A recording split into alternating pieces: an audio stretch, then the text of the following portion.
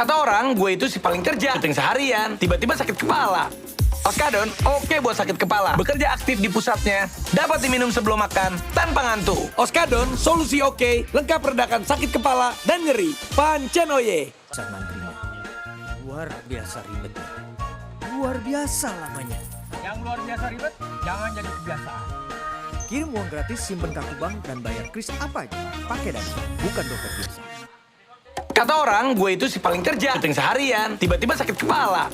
Oskadon, oke buat sakit kepala. Bekerja aktif di pusatnya, dapat diminum sebelum makan, tanpa ngantuk. Oskadon, solusi oke, lengkap redakan sakit kepala dan nyeri. Pancenoye. Sakit kepala?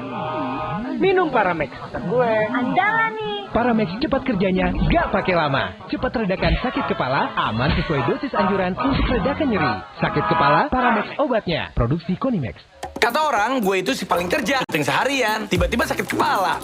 Oskadon, oke buat sakit kepala. Bekerja aktif di pusatnya, dapat diminum sebelum makan, tanpa ngantuk. Oskadon, solusi oke, lengkap redakan sakit kepala dan nyeri. Pancenoye.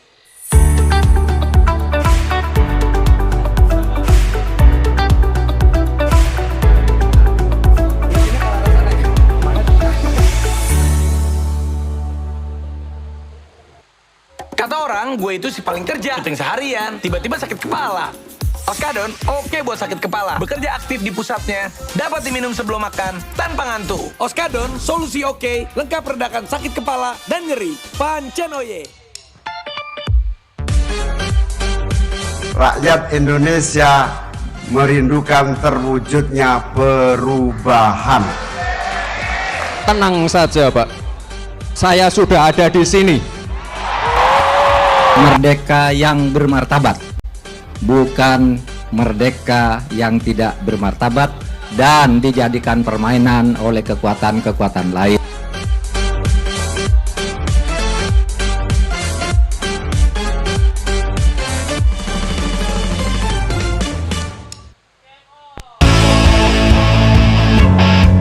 Disiarkan langsung dari gedung Kemenpora. Inilah dia, Adu Perspektif Spesial Debat Cawapres 2024. Kita sambut pembawa acara hari ini, Ahmad Tori. Selanjutnya, duo total politik, Budi Adiputro dan Ari Putra.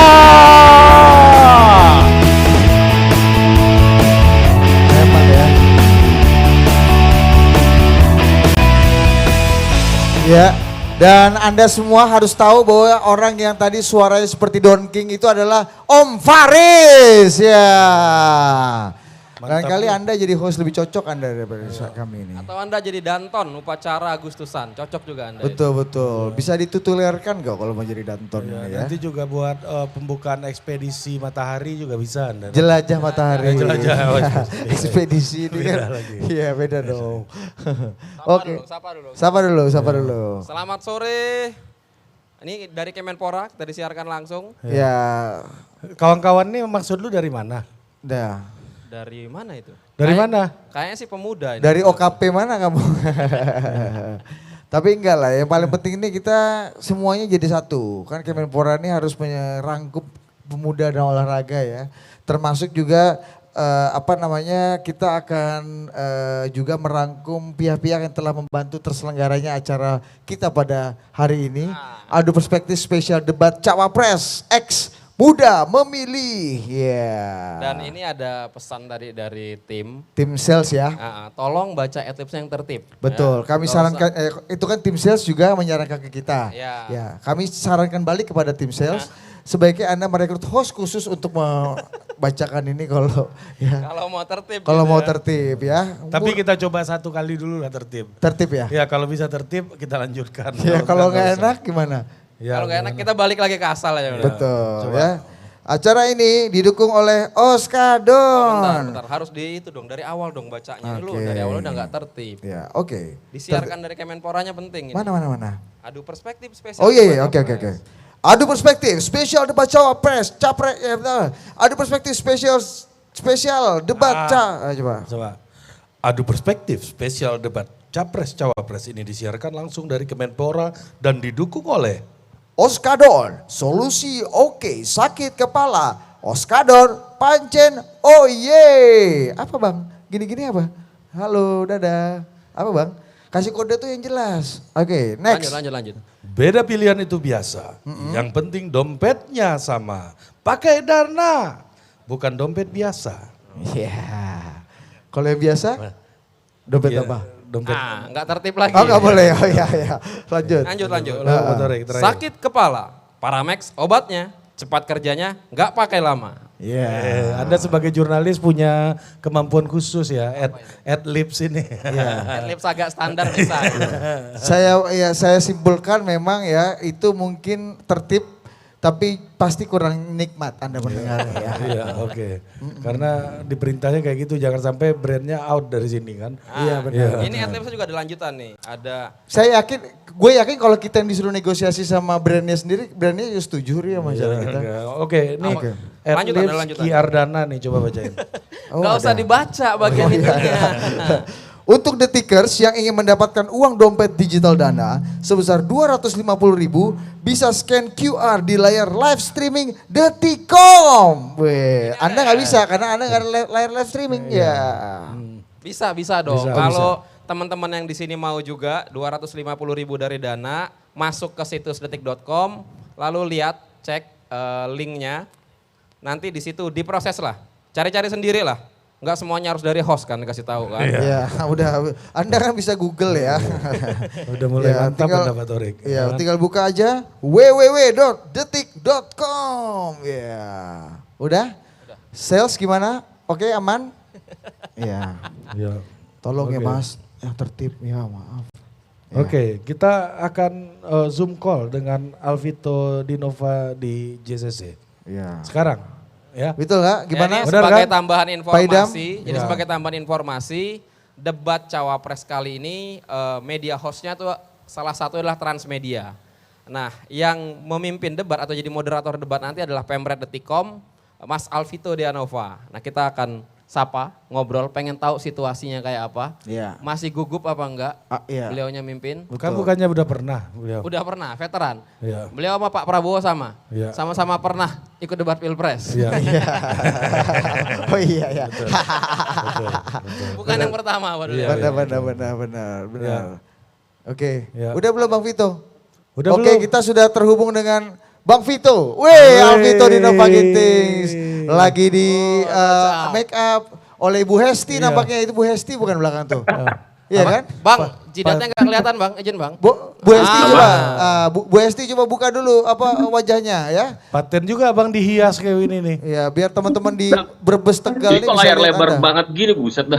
Keren Bang. Ini Iya, kalau jangan nggak komplain kerjaan kawan-kawan ini Bang. Abang ini komplain semua Bang. Iya, Abang ini nggak ada puji-pujian, kritik terus hidupnya.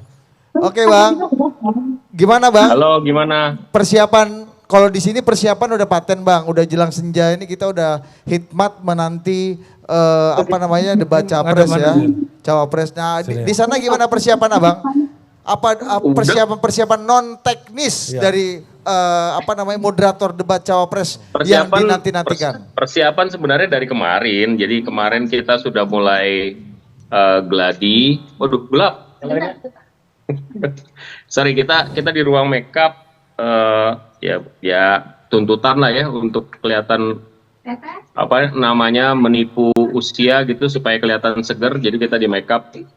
Persiapan sih sudah mulai dari kemarin, teman-teman. Jadi kita udah gladi. Kemudian tadi pagi kita sempat diskusi sama Bapak Ibu panelis untuk apa namanya menyusun wording sehingga secara awam barangkali ya penjelasan dan formulasi pertanyaan yang sifatnya sangat-sangat teknis ekonomi gitu bisa dipahami oleh publik dan yang paling penting dipahami oleh calon wakil presiden. Terus kemudian kembali kita gladi tadi, setelah itu ruangan disteril dan kayaknya satu persatu tamu undangan pendukung paslon sudah mulai berdatangan. Oh gitu Bang. Bang, itu kan tadi persiapan teknis, itu tentu saja Bang yang normal-normalnya begitu. Nah persiapan non teknisnya Alvito Dinova ini apa? Selain manicure pedicure, ya kan, cat rambut sedikit, sikit-sikit facial misalnya, ada fitness dulu ya kan, misalnya. Nggak ada. Sombong. Gini loh, kalau menurut saya sih ya, moderator dengan pola debat yang diberlakukan dalam kontes politik di Indonesia itu masih menempatkan posisi moderator sebagai fungsinya hanya 3 kalau menurut saya. Yang pertama, dia harus bisa mendeliver pertanyaan panelis. Kan panelis penyusun pertanyaan, moderator nggak boleh menyampaikan pertanyaan sendiri kan. Jadi dia harus bisa mendeliver pertanyaan panelis dengan baik, dipahami oleh calon atau kandidat, dan kemudian kandidat bisa menjawab pertanyaan itu. Yang kedua, mengatur waktu durasi. Jadi ada waktu durasi 1 menit, 2 menit, 1 menit, 2 menit, itu diatur sedemikian rupa sehingga narasumbernya atau kandidatnya nggak kelewat gitu. Dan yang ketiga, ngatur audiens, ngatur kondusivitas gitu.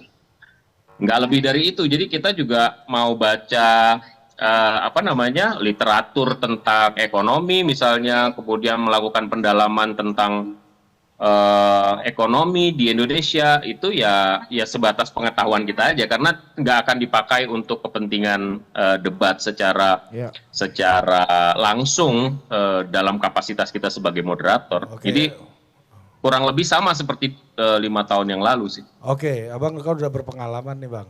Udah ketemu cawapresnya belum bang?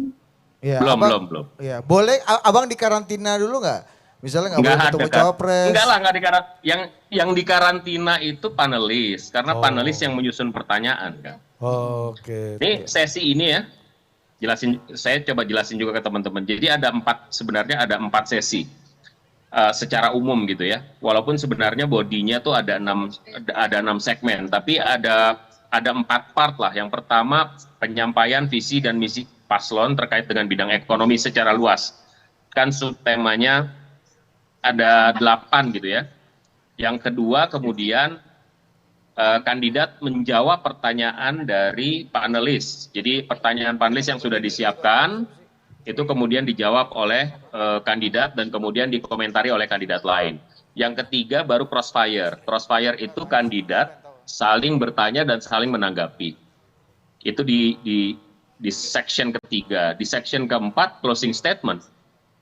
That's it, sudah itu aja gitu. Jadi ya moderator membantu mengatur dan melaksanakan koridor itu. Ya, jadi penjelasan panjang abang tadi tuh intinya kurang begitu banyak ada gunanya gitu lah ya moderator lah dalam acara ini ya. Gitu bang maksudnya ya bang. Udah jadi moderator masih kritik itu pula ya. Iya, kritik abang ini. Tapi sama host itu sudah ngobrol bang. Chemistry-nya sudah dibangun.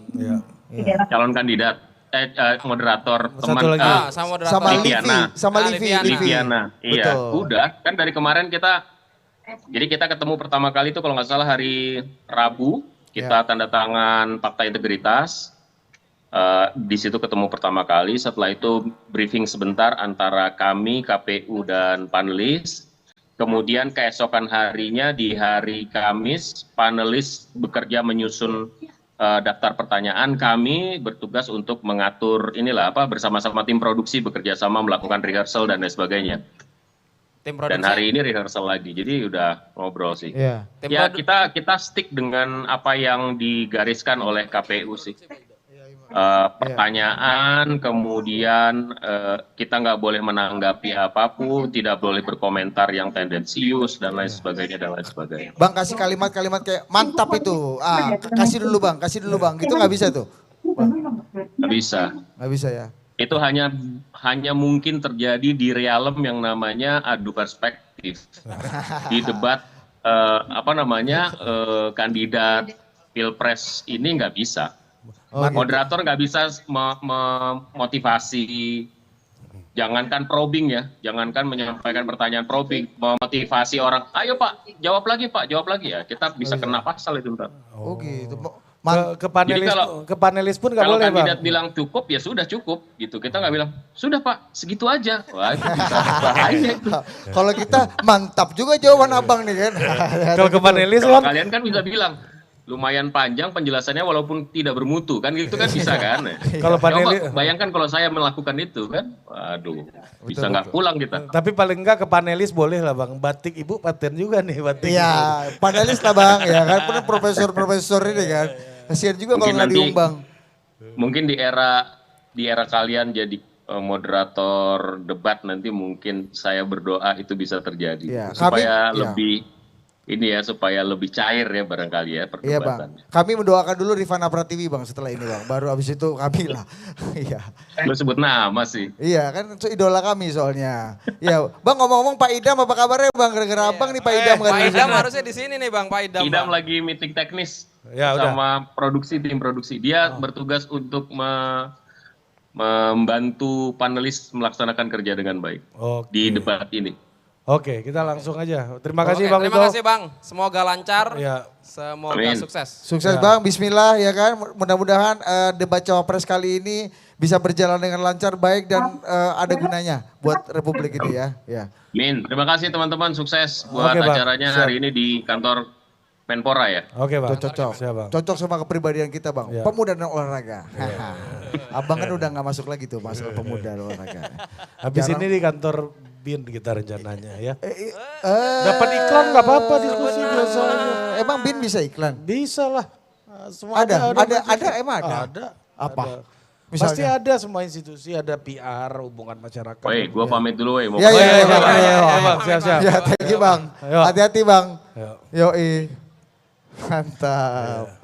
Oke, kita. Ini kita karena ntar banyak kombrek, ada adlibs, jadi mending kita langsung segera mulai Ya, aja. oke. oke. Kita panggil dulu. Kemana lu panggil dulu? Duduk dulu capek ah. Iya. Oh, udah datang Bang Masinton nih kan? Aduh, ayo kita duduk sini. Pak Torik. Ah, Oke. udah di Kemenpora bangku masih sama nih. Iya, nggak jelas nih Pak Idam. Iya. Oke, kita akan undang para narasumber kita. Nah, Oke. ini yang pertama, ini ada pengamat politik dari Madura atau Surabaya Timur.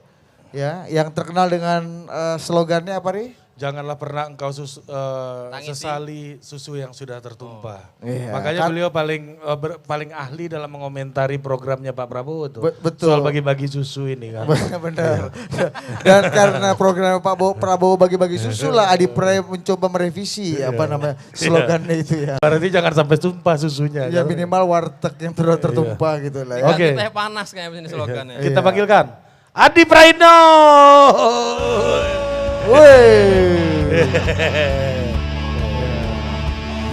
Ayo Bang, kita capek Bang. Ayo Bang. Sini. Oke. Berikutnya. Nah, yang kedua ini yang membuat diskusi kita kali ini biar nggak kemana-mana, Ya. Ya. tetap sesuai tema. Betul. Minimal Karena- kalau ditanya Bang Vito, apa nih diskusi kalian ini? Ah, Oh ada Bang. Henry Satrionya gitu. Bukan Andri Satrio. Iya. Kita panggilkan peneliti Indef, Andri Satrio. Wih. Henry. Ya. Andri ini teman gue di sama-sama alumni apa institut apa Andri? Indef School of. Ya. Oke, nama judulnya aja gue lupa apalagi isinya kan. Udah berapa tahun yang lalu? Iya. Oke, Yang kedua. dari Yang ketiga. ketiga. Ini pemain timnas. Ya. Jadi sesuai tema di sini, lokasinya ini Kemenpora, kita panggilkan ini yang hadir ini pemain timnas. Ya, Yoi. ada kita contoh kita harus hati-hati karena dipantau kekuasaan ya. Iya. Karena ada dari Kemenpora, ada dari KSP. KSP lengkap Ngeri kita. ini ada. Harus Iya. tertib. Harus tertib. Tertib. Oke. Ya. Berikutnya kita undang dari Timnas Amin Ya. nomor 1 ya. Politisi PKB Daniel Johan. Wih, ketua DPP PKB. Disingkat DJ nih. DJ, Bang DJ. Halo Bang DJ. Thank you Bang DJ. Siap. Mantap. DJ from Kalimantan Barat. Ya, nanti silakan promosi ya. Anda dapil di mana ya? Yang kedua, tim kampanye nasional. Yang baru dipuji oleh Pak Prabowo. Wah, di acara di Sentul dibilang gini. Apa pujiannya? Pujiannya gini. Saya orang ini dulu berseberangan dengan saya, tapi saya kalah 2 kali katanya. Oleh karena itu sebelum terlambat saya harus rekrut dia sekarang. Siapa kalau bukan? Hasan Nazmi. Woi.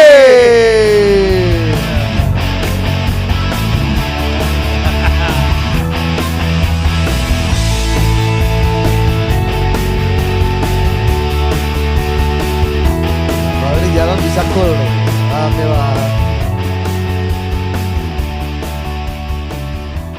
Mantap juga Bang dari depan muncul. Iya. Dari depan pelan, emang kalau survei tinggi begitu, Bang. Iya.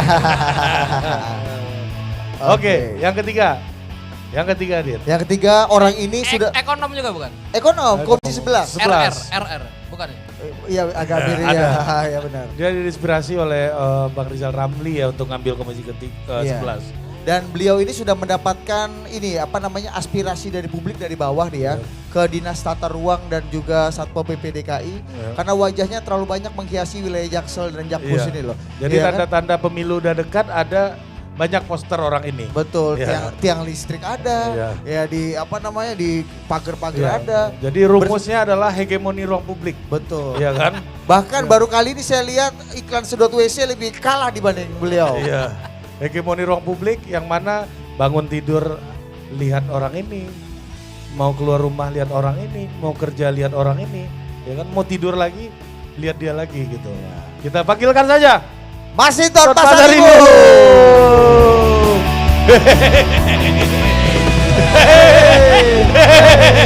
Woi.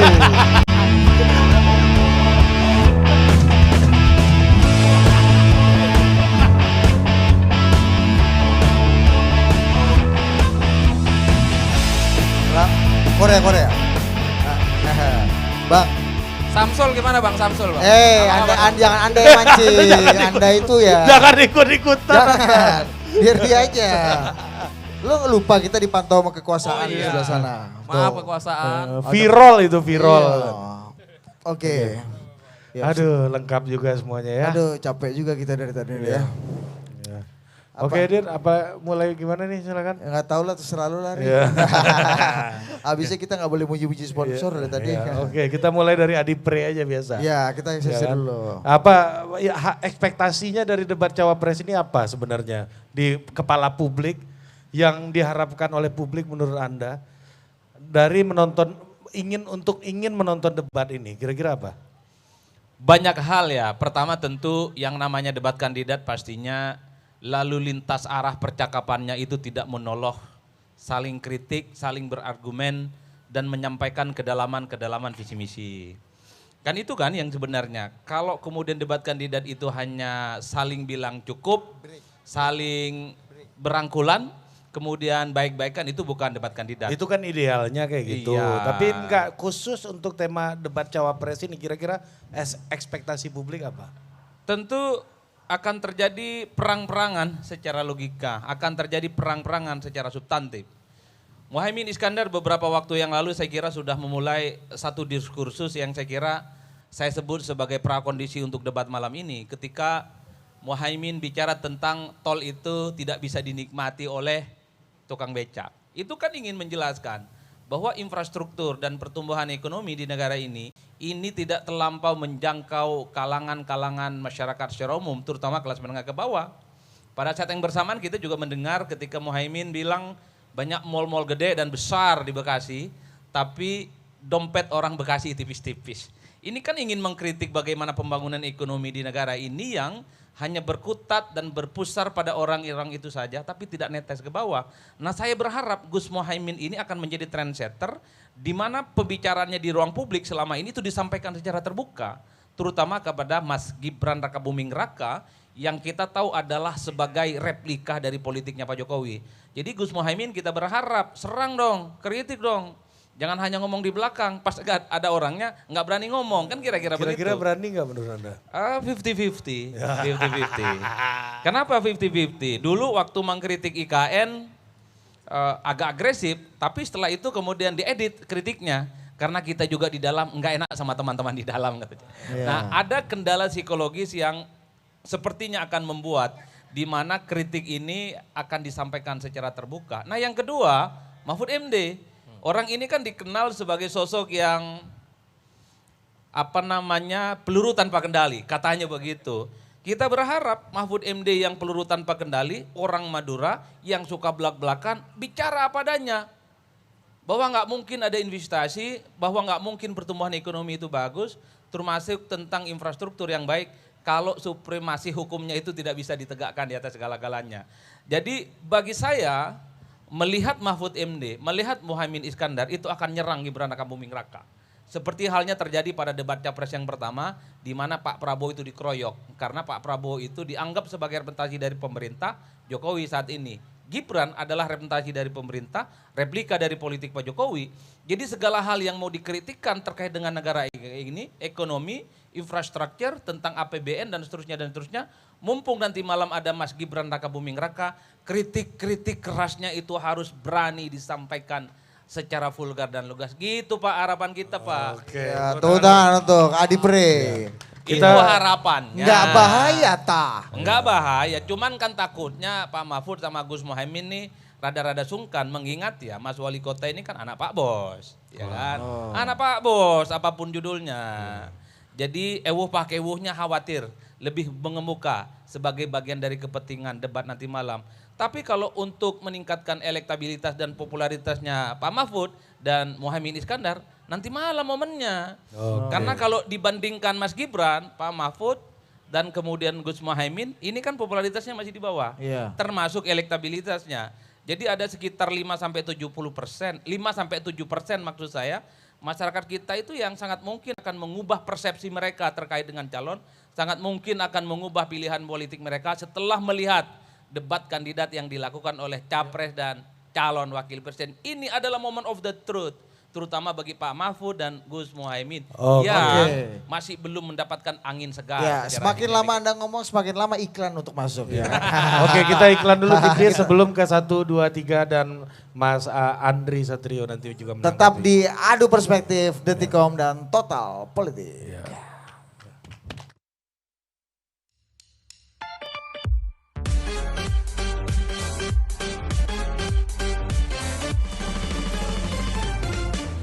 Oke, kita kembali lagi di Adu Perspektif spesial. Kasih dulu suara presenter lu baca adlibs nih biar cepet nih. Acara ini didukung oleh Oskadon, solusi oke sakit kepala, pancen oye, standar. Beda pilihan itu biasa, yang penting dompetnya sama. Pakai Dana bukan dompet biasa. Sakit kepala, Paramex obatnya, cepat kerjanya, nggak pakai lama. Adlibs Kiordana coba. Enggak ada. Oh, nggak ada. Nanti lagi. Sekali. Kita langsung ke Bang Daniel. Ini menurut Adi Pre ini pengamat politik dari Surabaya Timur ini mengatakan bahwa Caimin harusnya menyerang. Iya, akan ada disorientasi nih dari Caimin nih. Akan ngeri-ngeri juga buat nyerang nih. Akan mengedepankan norma kesantunan ketimbang perdebatannya gitu. Silakan Bang. Ya, makasih. Seharusnya enggak ya, seluruh calon akan memanfaatkan debat ini untuk memaparkan visinya. Toh jauh sebelum debat seperti yang sudah disampaikan oleh Bang Adi, Caimin sudah memulai mengisi ruang-ruang diskusi, sejumlah kritik dengan bahasa kita sekarang selepetan Caimin dengan gaya yang humor.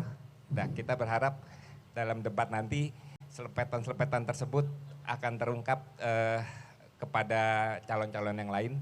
Tetapi tentu dengan gaya khas Caimin ya, dia dengan humor, tetapi tetap substansi persoalan di temanya. Berarti bakal nyelepet Gibran juga nih Bang? Akan lebih seru dari sini. Ya, soal anak Pak Bos tadi yang dikhawatirkan sama Adi Pre ini gimana Bang? Kan waktu debat pertama di akhir sudah pelukan, jadi itu sebagai prakondisi nanti kita bukan urusan pribadi, no hard feeling. Jadi bikin dosa dulu baru pelukan ya. Bikin dosa dulu. Adu gagasan, bukan urusan pribadi. Nah. Iya. Oke. Oke, kita ke Bang Hasan dulu, Bang. Ke BH. Iya, Bang Hasan. Silakan, Bang. Ini akan jadi target serangan nih. Mas Gibran dengan kata lain, Adipre mau mengatakan orang nunggu Gibran tampil seperti apa dikeroyok malam ini gitu kira-kira, Bang. Iya, tapi itu wajar ya. Kalau yang leading itu dikeroyok wajar ya. Konsekuensi yang harus dihadapi. Jadi kalau dalam kompetisi itu nggak cuman enaknya yang dinikmati. Jadi konsekuensinya juga harus dihadapi. Nah ini konsekuensi orang lagi leading nih. Dan orang yang dipersepsikan sebagai pelanjut incumbent. Ya, jadi bukan sebagai incumbentnya tapi seolah-olah incumbent. Tapi memang mungkin menurut saya nanti Gibran akan lebih banyak bertahan. Karena memang dari awal juga tidak settingan menyerang. Ya, jadi kita berusaha memaparkan apa yang akan disampaikan. Ya, kalaupun ada serangan tapi pasti programatik. Ya, bukan hal-hal yang sifatnya pribadi, bukan hal-hal yang sifatnya itu. Tapi itu lebih kepada challenge. Kalau hal-hal yang sifat programatik itu lebih kepada challenge, bukan serangan-serangan. Nah kita juga melihat Mas Gibran mempersiapkan diri dengan sangat baik ya. Bagaimanapun kan sepanjang waktu ini itu kita melihat Mas Gibran mendapatkan underestimate dari banyak sekali orang, ya banyak sekali orang yang mengunderestimate Mas Gibran. Tentu Mas Gibran ingin membuktikan bahwa underestimate itu tidak benar. Makanya beliau mempersiapkan diri dengan sangat baik untuk perdebatan ini. Jadi perdebatan ini bukan hanya dianggap sebagai sebuah hal ya formalitas dan gugur kewajiban enggak. Jadi ini akan dijadikan sebagai sebagai ajang untuk menambah sedikit lagi angka supaya bisa satu putaran. Gitu. Oh, masih yakin satu putaran nih narasinya. Iya, ini nambah sedikit lagi untuk satu putaran ya Bang ya? Nambah sedikit lagi buat satu putaran. Kalau yang lain nambah banyak kalau buat satu putaran, kita nambah sedikit lagi. Udah dibuka nih. Iya, ini dia nih. Yang berikutnya. Gimana itu? Bang Hinton.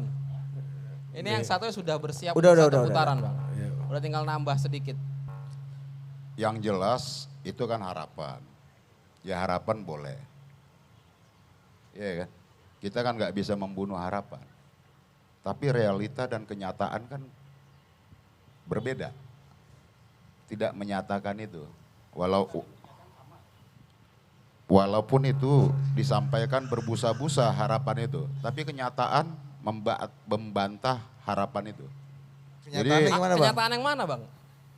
Kalau kita membaca ya survei salah satu litbang media, kalau boleh saya sebut di sini umpama litbang Kompas itu pesan ya berdasarkan hasil statistik dan survei, berdasarkan persepsi yang dipotret bahwa menyampaikan ini kepada seluruh kandidat ya, tim sesnya, kemudian kepada seluruh lembaga survei, baik yang melakukan survei maupun yang disewa untuk propaganda satu putaran tadi. Kenyataan di lapangan tidak satu putaran. Itu loh. Itu kalau saya membaca survei Litbang Kompas tadi, angka 39 itu dengan hitungan waktu yang sangat singkat, you mau bangun apapun, propaganda satu putaran itu kenyataan di lapangan tidak satu putaran. Itu tadi bantahan terhadap harapan dan propaganda satu putaran itu. Nah, kemudian kita kembali ke tema debat. Ini debat antar ban serap. Antar ban serap. Yes. Karena dalam konstitusi kita itu wakil presiden dia membantu presiden. Dia satu paket, satu kesatuan. Nah, ban serap ya. Karena kalau kita analogikan begitu ya, analogi ya ban serap itu, ya. Ketika kendaraan akan berjalan, kita harus memastikan ban serap ini laik dan layak. Ya dong? Kalau ketika berjalan, ban utamanya kempes atau rusak. Ya, ban serap itulah yang akan menggantikan. maka dia dipastikan laik dan layak agar kendaraan ini bisa berjalan hingga ke tujuan. Kendaraan Indonesia ini berjalan hingga ke tujuan. Kalau ban serapnya laik dan layak. Kalau ban serapnya tidak laik dan layak, bahaya besar kita. Kendaraan Indonesia ini bisa nggak sampai ke tujuan, bubar deh. Negara-negara besar bubar. Kita lihat di Soviet, Yugoslavia, dan lain-lain. Bubar karena faktor pemimpinnya tidak mampu mengakomodir berbagai perbedaan dan tidak mampu memimpin bangsa yang besar tadi itu. Nah maka kita sebagai sebuah bangsa besar, kita tidak boleh mempertaruhkan kepemimpinan itu kepada orang-orang yang dianggap tidak laik dan layak itu. Nah maka inilah ajang uji kontestasinya. Yang diadu ide gagasan. Republik ini, ya, republik ini, bangsa ini, bahkan bangsa ini jauh sebelum ada republik, didirikan, dicetuskan oleh ide besar, gagasan-gagasan besar yang dimotori oleh anak-anak muda progresif. Dari Kebangkitan Nasional, Sumpah Pemuda, Bertanah Air Satu, Berbangsa Satu, dan Berbahasa Satu Indonesia, itu anak muda. Ide progresif anak-anak muda dari berbagai suku bangsa di Nusantara mengikrarkan diri sebagai satu tanah air, satu bangsa, satu bahasa Indonesia, menentang kolonialisme dan imperialisme. Itu anak muda. Kemudian kita mengenal yang namanya peristiwa Rengas Dengklok, di mana anak-anak muda di asrama mahasiswa Menteng 31 Gedung Juang, itu anak-anak muda progresif revolusioner meyakinkan Bung Karno dan Bung Hatta proklamirkan kemerdekaan Indonesia. Maka diproklamirkanlah kemerdekaan itu. Kemudian tahun 98 ketika Indonesia dikuasai oleh sebuah rejim yang tiran, otoriter. Kami mahasiswa, anak-anak muda Indonesia pada saat itu mencetuskan yang namanya reformasi dan demokrasi dengan semangat anti kolusi, korupsi, dan nepotisme. Itu anak muda. Anak muda itu lahir dengan dan tumbuh dengan gagasan-gagasan dan ide-ide otentik. Terus hubungannya Bukan sama debat ide-ide yang cawapres ini dicangkokkan. apa? Maka ya kontestasi debat ini harus kita saksikan ya sebagai kontestasi gagasan. Bahwa debat bukan tradisi Indonesia. Oh, salah. Salah, Bos. Siapa yang bilang bukan tradisi ya, Indonesia? Enggak, ada yang menyatakan gitu loh. Gitu loh. Ada ya, ada. Ya. Oh, debat itu bukan tradisi Indonesia. Salah, Bos. Republik ini ketika menyusun dasar dan ajas negara Indonesia di sidang BPUPK, lahir dari perdebatan, Mbak. Lahir dari perdebatan. Maka, nah debat capres, cawapres itu wajib, terutama anak-anak muda, kita ikuti agar kita bisa melihat ini kontestasi ide, gagasan, dan program untuk memajukan Indonesia. Tentu ide dan gagasan ini dia bukan lahir dari cangkokan-cangkokan atau diktean atau hafalan-hafalan, tidak. Iya kan? Dia lahir dari proses dialektika. Itulah pemimpin. Maka kita harus lihat ini, kontestasi debat ini tentu akan menjadi sangat asik. Debat itu pasti serang-serangan, yes. Karena memang diuji dalam debat itu gagasan, pemikiran, dan program-program yang disampaikan. Jadi tidak boleh ada yang sensian, waduh merasa diserang. Ya tidak. Kalau tidak siap untuk diserang program, ide, dan gagasannya, ya memandu sorak aja kita. Jangan memandu republik ini. Gitu loh. Iya kan? Karena disitulah kemudian kepemimpinan itu diuji. Kan begitu Pak? Ya, kita memantik ini aja nih percakapan. Oh itu semangat. pantikan itu. Oh, pelantikan. Jadi anak muda itu maksudnya kenapa menyebut anak muda tadi Bang? Loh iya, bangsa ini maksudnya ya, Intinya yang bukan perlu saya cangkokan sampaikan. tadi itu loh. Bangsa ini lahir dari perjuangan anak-anak muda yang memiliki ide-ide brilian, ide-ide progresif, dan ya, muda itu bukan hanya sekadar usia, bukan sekadar umur, tapi muda dalam pemikiran, muda dalam tindakan. Itulah muda. Maka Bung Karno dulu menyatakan, berikan saya 10 pemuda maka akan kuguncangkan dunia. Tapi akan semangat pemuda. Akan menyerang nggak Pak Mahfud nih nanti nih? Gimana bilangnya, serang menyerang apa segala macam dalam diskusi, di sini aja kita serang-serangan ini. Dalam debat diskusi pasti serang-serangan Pak, yang diserang itu pikiran, bukan perasaannya. Ah gitu loh. Oke. Yang diserang itu ide, gagasan, program. Oke. Itu loh Pak. Mensan and Corporation, sekali merdeka tetap merdeka. Yes. Lempar ke Bang Hasan lagi. Oke, Bang Hasan silakan Bang. Adi bingung Mensana ini korporado. Sekali merdeka tetap merdeka. Itu Korea-Korea di. Tanggapi lo ya Bang Hasan, tuh arahnya kayak udah jelas itu Bang. Arah apa itu? Cangkokan. Nyerang anak muda ini Bang. Ya, cangkokan ini Bang. Iya. Enggak, itu enggak apa-apa itu. Itu kan namanya perang pemikiran. Pikiran yang kita sampaikan di atas panggung yang kemudian akan diseleksi oleh masyarakat di bawah. Nah, kalau terkait dengan debat serang-serangan ini, kalau menurut saya memang, kalau mau fair ya, bandingkan ya visi misi ketiga kandidat. 90% itu nggak akan berdebat loh. Sama mirip gitu Bang. Mirip sama, sampai asumsinya mirip. Mereka berdebat itu mungkin gini ya, kalaupun ada perdebatan ada 1-2 titik programatik, bukan pendirian filosofis, bukan pendirian ideologis menurut saya. Kayak gitu. Jadi kalaupun ada yang misalnya, oh saya nggak setuju ini, mungkin gara-gara program ini lebih viral aja, dia nggak setuju dia. Tapi asumsi-asumsinya, ya apa yang akan dilakukan menurut saya relatif sama. Makanya memang sebenarnya kalau saya untuk memperdebatkan ini secara terbuka itu pasti akan susah. Kalau berdasarkan visi misi resmi. Pendirian ideologinya hampir sama, ideologi Pancasila semua. Mungkin akan berbedanya 1-2 aja ketika misalnya pasangan Anies Caimin tidak setuju dengan IKN misalnya. Kita berbeda di soal IKN. Ya, ada misalnya tidak setuju misalnya dengan makan gratis.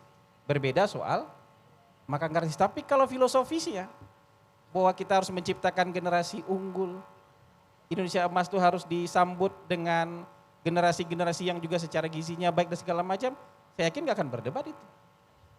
Soal pemerataan pembangunan, saya yakin tidak akan berdebat. Jadi soal teknis-teknis kecil-kecil ini yang mungkin ya akhirnya harus diubek-ubek. Kalau untuk bertengkar itu menurut saya harus diubek-ubek. Makanya lebih banyak menurut saya ketika itu nggak ketemu, jadi serangannya mungkin serangan sifat pribadi jadinya. Karena kalau diubek-ubek ini, kalau kita mau lihat ya, kan yang berbeda itu di program-program yang viralnya aja yang beda. Program kayak misalnya Mas Anies, Caimin bilang, ya nanti kita lihat deh Undang-Undang Cipta Kerja kalau perlu kita koreksi misalnya. Atau misalnya juga mungkin dari timnya Mas Ganjar juga bilang, wah ini Undang-Undang Cipta Kerja juga mungkin bisa kita tinjau ulang misal begitu. Tapi bahwa filosofinya penciptaan lapangan kerja, investasi harus masuk, yang kayak gitu-gitu saya rasa nggak akan berdebat. Jadi itu, jadi poin-poinnya tuh menurut saya perdebatannya di ranting semua nih. Ya perdebatannya, kamu berdiri di ranting sana, saya berdiri di ranting sini. Menurut saya ranting ini lebih kuat daripada ranting sana. Nah itu tinggal publik yang nanti yang dibayangkan ideal seperti Adi Pre ngomong tadi akan ada serang-serangan ini agak sulit Bang terjadi. Iya karena kalau dicari-cari bisa aja. Tapi kan saya menjelaskan posisi berdirinya, mereka ada di pohon yang sama. Bahkan mungkin di dahan yang sama. Di dahan yang sama ini di rantingnya mereka berbeda. Iya. Jadi berdebat soal ranting, kalau dipotong ranting itu mereka di dahan yang sama. Di pohon yang sama. Itu menurut saya. Iya. Bang, itu sebentar. Kalau belajar dari debat yang kemarin, gitu, apa yang kira-kira bisa kita maknai terkait dengan hal-hal yang tadi kata Bang Hasan? Ini kalau nggak masuk ke pribadi, semuanya akan relatif sama, smooth dan ya ada di dahan yang sama. Ini Bang Hasan gimana lihatnya? Belajar Enggak, dari menurut debat saya kalau betul-betul mau baca, bisa aja kita menciptakan perbedaan itu bisa saja. Ya, maksud saya misalnya begini. Kita bahas statement-statementnya sebelum ini yang terkait dengan ekonomi, dengan pajak, dengan pembangunan perkotaan, ya, dengan apalagi yang jadi tema debat hari ini. Misalnya Caimin bilang, ya kita berdebat itu tapi soal ledek-ledekan aja. Caimin bilang jangan kayak orang Bekasi, mallnya megah tapi dompetnya tipis. Kalau mau tahu di Zimbabwe orang beli TV pakai uang segerobak. Tebel ya? Tebel. Tapi nilainya kan nggak seberapa, nggak muat di kantong uangnya. Oh, ledek-ledekan gitu. Jadi ledek-ledekan, jadi bukan hal-hal yang susah. Kira-kira begitu. Oke. Kita ke Bang DJ.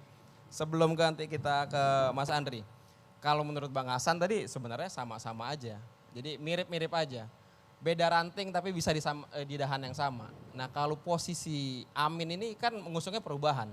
Apakah memang sebenarnya mirip-mirip aja atau gimana Bang? Iya, apakah akan betul tuh kata Bang Hasan sebenarnya dahannya sama beda ranting atau Amin ini karena perubahan pohonnya jauh udah beda ya kan. Nah, satu dikotil, satu monokotil kan misalnya. Iya. Masih inget aja dikotil. Iya, lanjut. Ya, saya rasa gini ya.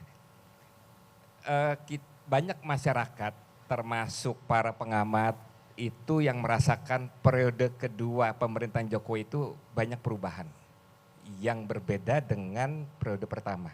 Ya. Itu yang membuat masukan-masukan yang kami terima dari masyarakat yang menjadi hal inti sehingga semangat perubahan itu kami dorong. Ya. Jadi banyak kekecewaan yang muncul misalkan pelemahan undang-undang KPK. Jadi buat masyarakat itu sangat berbeda dengan Pak Jokowi periode pertama. Waktu periode pertama untuk merekrut kabinet saja segitu rigid harus mendapat masukan masukan dari KPK misalkan. Stabilo hijau, stabilo merah ini ya Bang. Justru pada periode kedua bukan hanya tidak tapi seakan-akan bablas. Gitu. Dan cukup ketara. Belum lagi proses mendadak Undang-Undang Cipta Kerja yang beberapa substansi dari undang-undang itu juga menimbulkan polemik yang besar di masyarakat. Itu bukannya salah satu leading sektornya Kementerian Tenaga Kerja Bang yang menyusun itu Bang, Bu Ida, Undang-Undang Cipta Kerja yang baru? Ya termasuk, tetapi kan kita akhirnya setelah itu ditetapkan kan banyak sekali masukan-masukan karena kan nggak ada visi selanjutnya. menteri, itu tetap visi Pak Presiden. Presiden. Jadi periode kedua ini cukup banyak catatan-catatan yang sehingga itu menjadi semangat utama, spirit dasar kita mengusung perubahan-perubahan. Nah sehingga saya rasa tidak sepenuhnya benar yang apa dikatakan oleh Bang Hasan. Ya, saya rasa nanti akan mudah-mudahan di dalam debat nanti akan tercermin apa sih perbedaan antara mungkin anggap dua calon yang lain itu melanjutkan, kami dalam posisi mengusung perubahan ya. Nah dalam konteks ekonomi mudah-mudahan itu bisa tercermin, bisa terlihat. Dari penampilan Caimin nanti ya. Oke. Nah, kita nanya Mas Andri loh, intinya nih Mas, intinya. Kalau kata Bang Hasan akan mirip-mirip saja ini. Akan cuma satu pohon beda ranting. Tapi kalau Bang DJ ini, Bang Daniel bilangnya ini kemungkinan sudah beda pohon ini. Cuman kemungkinannya kalau Amin ini monokotil ya, karena nomor 1. Ada monokotil di kotil ini kan. Kalau dari Mas Andri ntar gimana kira-kira dan apa harapannya isu yang dimunculkan nih terkait tren anak muda juga nanti? Ya kalau dari saya sih melihatnya ya Gus Imin harusnya gaspol remblong sih. Karena pastinya ya mengkritik pencapaian ekonomi yang sebelumnya dijanjikan pada hari ini masih ada pekerjaan rumah yang harus diselesaikan. Gitu. Jadi harusnya all out, itu yang pertama. Yang kedua adalah tentu harus melihat bahwa kalaupun all out mengkritisi, solusinya seperti apa. Nah, solusinya ini terkadang Gus Imin lebih kepada solusi yang sifatnya mikro. Analogi-analogi tukang beca itu kan sebetulnya solusi yang mikro atau problem yang mikro. Padahal kalau kita berbicara mengelola negara, itu kebanyakan memang banyak aspek-aspek makro yang harus dibicarakan. Nah ini yang mungkin akan kita lihat apakah Gus Imin juga menguasai dari aspek-aspek makronya. Nah kalau dari Mas Gibran, tentu banyak yang mengatakan bahwa ini adalah panggungnya Mas Gibran. Karena temanya ini ya, karena latar belakangnya juga gitu ya, bisnis. Tetapi mengelola bisnis itu beda dengan mengelola negara. Kebijakan publik itu tidak bisa tercermin di pengelolaan bisnis. Jadi kemungkinan besar akan ada beberapa gimmick yang saya mungkin akan kelihatan nih ya. Itu adalah kartu-kartu. Nah, ke depan ada kartu-kartu ini yang akan dipamerkan sebetulnya. Lalu masalah makan siang tadi akan dikeluarkan juga. Nah ini nanti mungkin kita akan lihat counternya seperti apa gitu dari paslon yang lain. Nah kalau yang ketiga, ini Prof. Mahmud mungkin akan melihat dari segi kacamata institusinya karena problem perekonomian hari ini itu juga problem institusional. Jadi mungkin ada masalah tadi ya, pencapaian-pencapaian yang dirasa agak mengecewakan dan tentunya memberikan pengaruh terhadap kondisi ekonomi. Jadi saya rasa sih 3 hal itu ya mungkin menjadi salah satu yang harus kita cermati gitu ya bersama. Gitu sih. Oke, menarik ya. Kita tadi udah masuk ke isu-isu yang lebih teknokratis. Kita akan break dulu, ya kan? Bener nggak? Kita akan break dulu. Oh belum. Nih, kita masuk ke isu. Oh kawan, siap kawan. Kan udah 2 sesi. Oh iya, Apa? iya. Oh iya Bang Inton. Nomor 3 jangan didiskriminasi terus. Enggak, ini sabar dulu kawan. Memang ini. Bang, bahkan ini di dapil abang. Oh gitu ya? Iya. Bang, debat selanjutnya di Kalbar kita bikin dapil Bang Daniel nih kan. Bang, ini salah satu yang ini Bang menjadi isu yang ramai sekali ini mengenai susu dan makan siang gratis ya. Abang ini sebagai Komisi 11 yang mengurusi anggaran, keuangan, yang disebut sebagai komisi mata air, bukan air mata ini ya. Ini abang melihatnya gimana nih Bang? Isu yang perlu juga kita diskusikan ya sebelum nanti Bang Hasan akan bikin manifesto atau pledoinya lah tentang hal ini gitu. Iya kan masyarakat itu dia pengen kail dan kolamnya, bukan dikasih ikannya terus gitu loh. Jadi masyarakat banyak tuh yang mempertanyakan tuh. Kemudian dari sisi ketersediaan anggaran juga. Gitu loh, anggarannya dari mana. Kemudian ya ini debat tentang persoalan ekonomi. Nanti diuji nih masing-masing kandidat nih. Pemahamannya terhadap ya ekonomi kita berbasis konstitusi Pak. Pancasila dan Undang-Undang Dasar. Ekonomi kita nggak bisa lah keluar dari itu Pak. Keadilan sosial bagi seluruh rakyat Indonesia. Kemudian pasal 33, ya kan? Ekonomi kita tidak bisa keluar dari itu. Maka ya saya melihat nanti kita ini menjadi menarik. Bagaimana demokrasi kita berjalan di 2 sisi. Kalau kemarin kan kita bicara tentang demokrasi politiknya itu capres. Iya kan? Tentang pemerintahan, HAM, demokrasi, itu demokrasi politik ya. Nah, untuk mewujudkan keadilan tadi maka demokrasi itu berjalan di 2 kaki. Politik dan ekonomi. Nah hari ini kita membahas tentang demokrasi ekonomi. Nah disinilah menjadi penting menurut saya ya. Gagasan-gagasan besar dari kandidat masing-masing capres dan cawapres khususnya dalam debat tentang ekonomi ini, penguasaan, bagaimana kita mewujudkan keadilan buat seluruh rakyat Indonesia tadi. Jadi menurut saya bukan persoalan ranting-rantingnya ini. Gitu loh, kalau tadi Bung Hasbi sampaikan ini sama nih batangnya, kemudian kita berdebat tentang persoalan ranting-rantingnya. Gitu. Kalau bagi kita, bukan hanya sekedar batangnya, kita ingin kalau tadi, kalau saya mau mengikuti analogi dari Bung Hasbi umpama, ranting-ranting yang sudah lapuk, ini kita mau segarkan. Nah gitu loh, artinya program-program yang belum menjamah masyarakat, belum mampu mengakselerasi pertumbuhan ekonomi di masyarakat, nah itulah yang akan kita rubah. Oh ini ajan ya? Oke, kita break dulu Bang. Kita break dulu sebentar. Kita akan kembali sesaat lagi usai kumandang azan maghrib. Tetap di Adu Perspektif, Adu Perspektif spesial debat Cawapres 2024.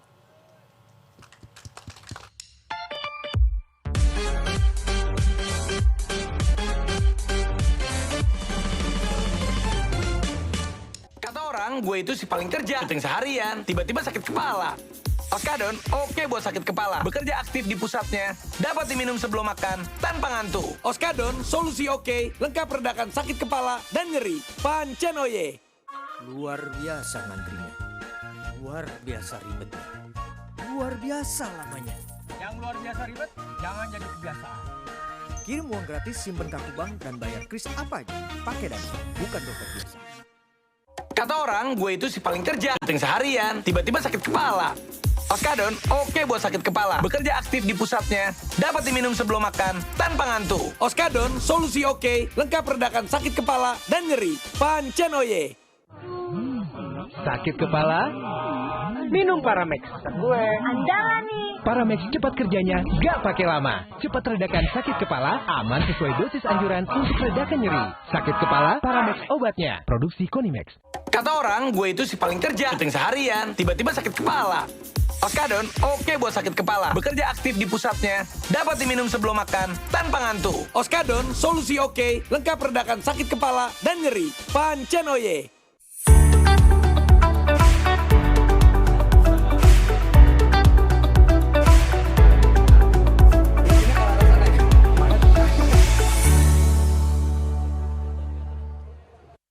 Kata orang, gue itu si paling kerja, syuting seharian, tiba-tiba sakit kepala. Oskadon, oke buat sakit kepala. Bekerja aktif di pusatnya, dapat diminum sebelum makan, tanpa ngantuk. Oskadon, solusi oke, lengkap redakan sakit kepala dan nyeri. Pancen oye. Rakyat Indonesia merindukan terwujudnya perubahan. Tenang saja, Pak. Saya sudah ada di sini. Merdeka yang bermartabat, bukan merdeka yang tidak bermartabat dan dijadikan permainan oleh kekuatan-kekuatan lain.